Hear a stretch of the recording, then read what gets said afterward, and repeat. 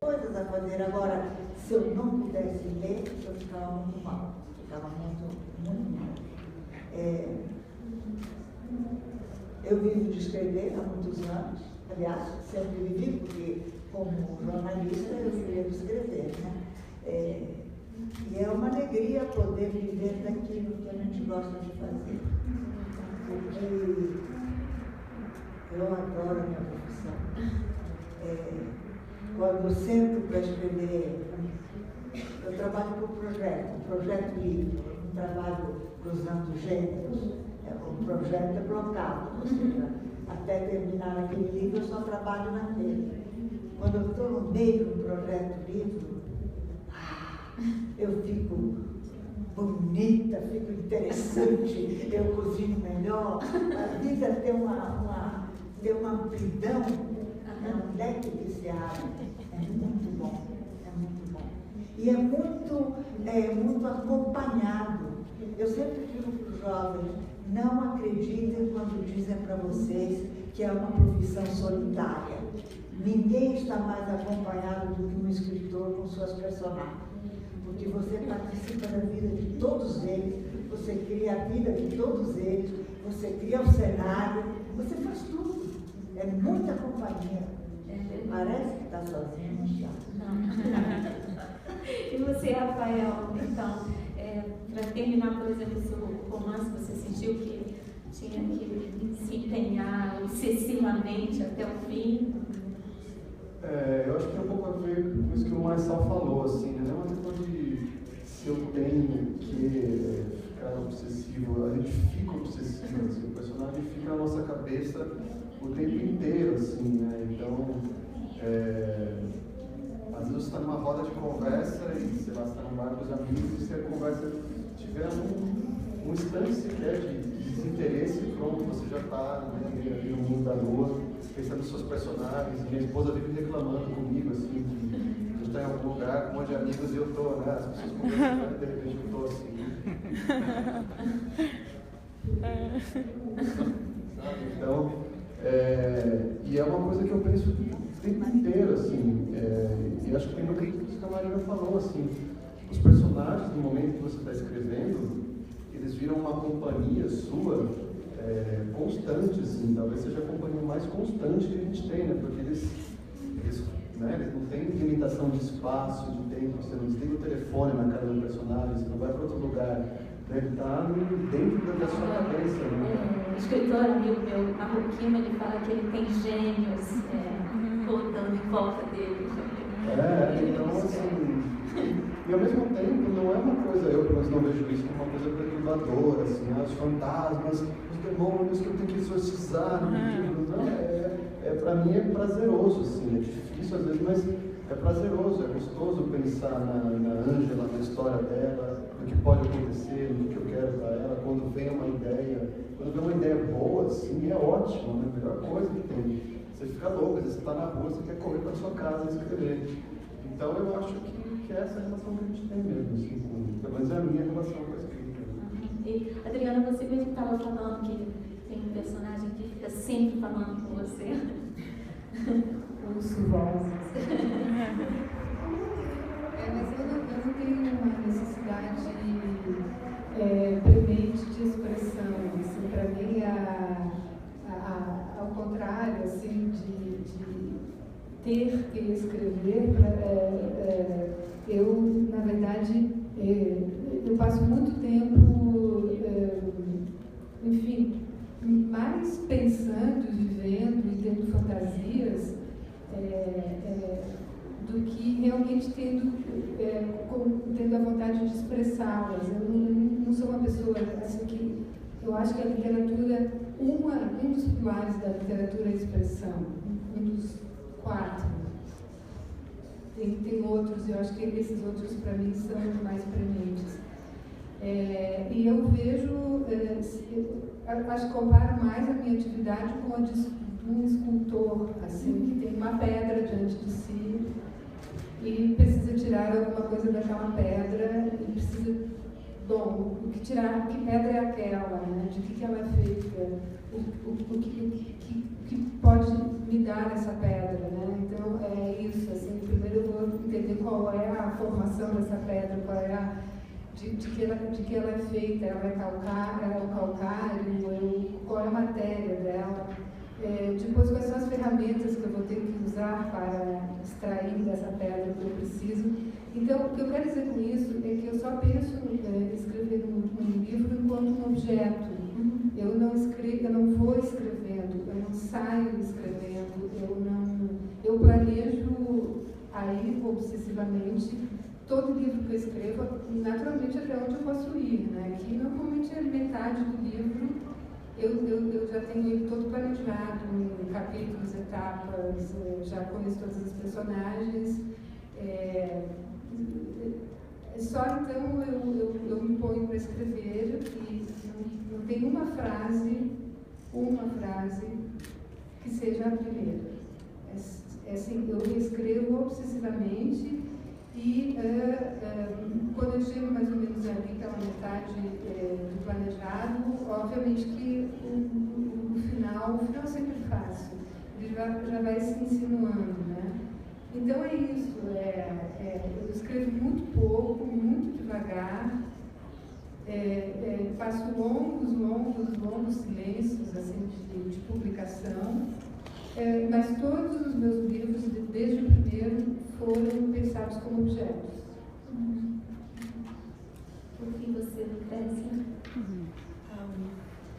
Eu escrevo desde que tenho 8 anos, 9, em cadernos de fadas para a luz e derivados. E depois eu parei um momento sobre jornal, mas essa coisa da obsessão, eu acho que é um pouco como um filho, assim, você começa um livro... Você disse que não ia mencionar nada de ser mãe. Não aguentei.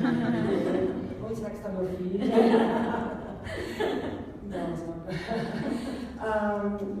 Começa com essa coisa de fralda, não sei o quê, e depois você, não sei, o filho cresce, é uma preocupação constante, mas é um prazer constante também. Então, assim, acho que é um crescendo, e essa coisa obsessiva, é isso mesmo, né? Como o Rafael fala, você tem um boteco, tá lá todo mundo, tem um vazio, aparece um silêncio, assim, que você já começa a... Pra mim não tem prazer maior acordar às 4 horas da manhã e ficar no escuro, pensando, desfazendo, sabe, esfiando histórias. É doloroso, é um processo difícil, eu acho que não pode ser tão confortável, como também não pode ser extremamente impossível, né? Por isso que eu gosto de sentar também com minhas manias, né, escritora, eu gosto de sentar numa cadeira mais ou menos franciscana, assim, com apoio, se eu não dormir na cadeira. Mas também tem essa coisa de, não sei, eu escrevo muito, apago mais ainda, eu com meu filho digo, quantas páginas você escreveu hoje?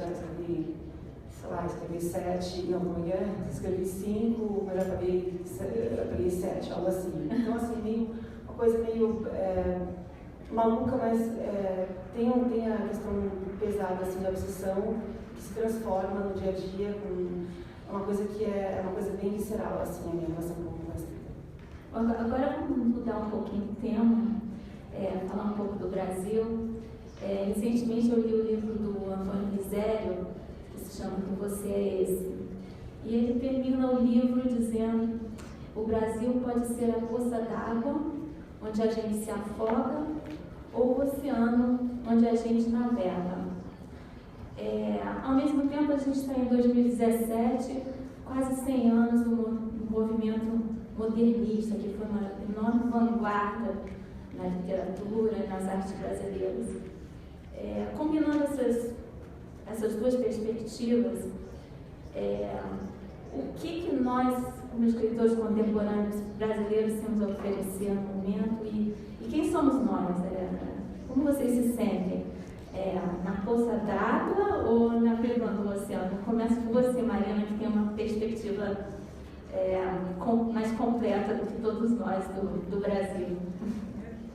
A gente se sente na gota d'água e navegando no oceano, como todos os brasileiros, ou seja, temos momentos de paixão pelo país e temos momentos de desânimo total, de descrença, de humilhação até, né? Como está acontecendo agora. Ser brasileiro não é fácil. Ser escritor brasileiro é mais difícil ainda, porque nós escrevemos numa língua que até no nosso continente só nós falamos. Ou seja, mas nós somos 200 milhões. A circulação dos nossos livros, nós sabemos que é muito difícil, porque nas editoras dos outros países não há leitores para o português. Não é que nós não tenhamos qualidade, é que nós não conseguimos atravessar a barreira da língua. Então, são duas coisas difíceis. Além do mais, sempre nos dizem uma inverdade. As pessoas sempre nos perguntam como é ser escritor num país onde não se lê. E a gente é obrigado a dizer, não é que não se lê sim, e tal, e coisa. Um escritor brasileiro consciente está constantemente empenhado na questão da leitura, no desenvolvimento da leitura, nos programas de leitura, porque é um dever do escritor, né? Não sei como seria ser escritor em outro país. Sou escritora no meu país, num dos meus países, aliás. Não sei como seria ser em outro país. Mas o Brasil oferece ao escritor muitas possibilidades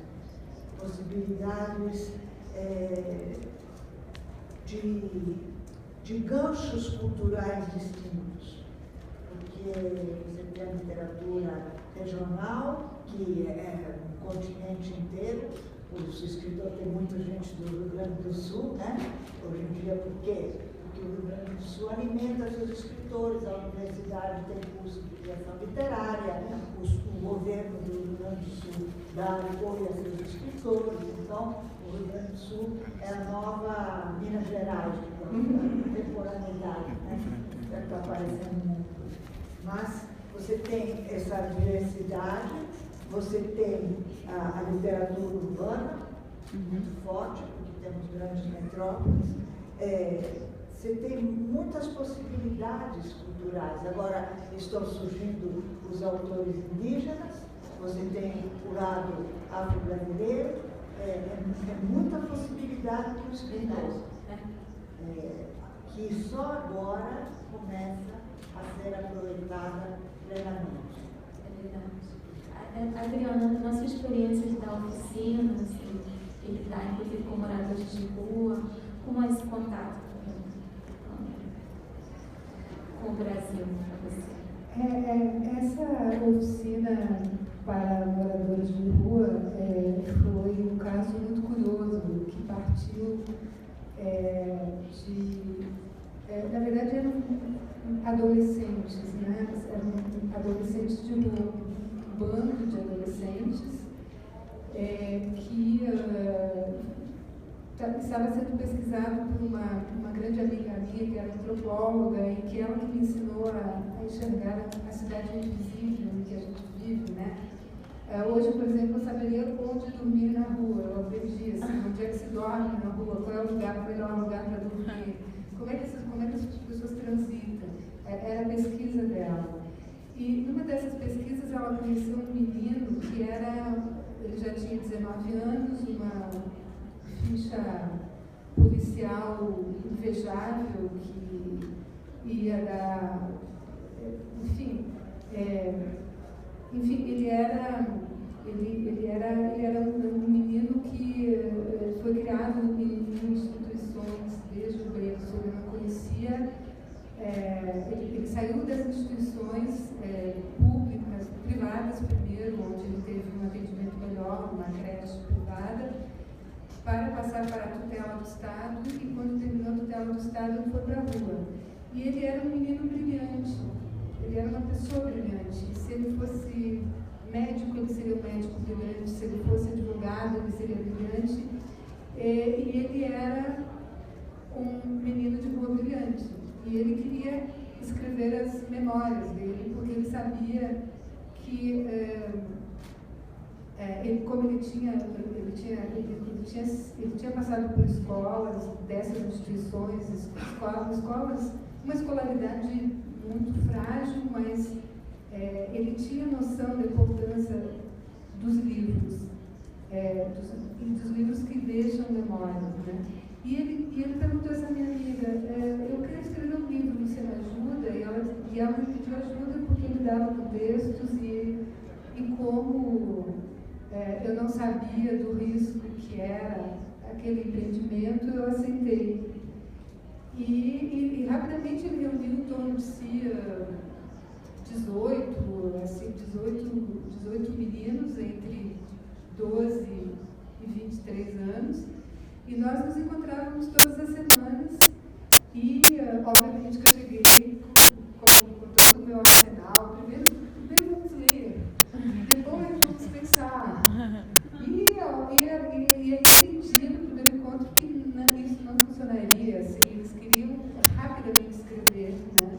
E obviamente comandados por esse menino brilhante, que se chamava André, porque já morreu, e André era o chefe de todos e obrigava todos a escreverem. E eu ali mediando, bem, ninguém é obrigado a escrever, enfim. E ele começou dizendo que não se poderia escrever mentiras, só verdades.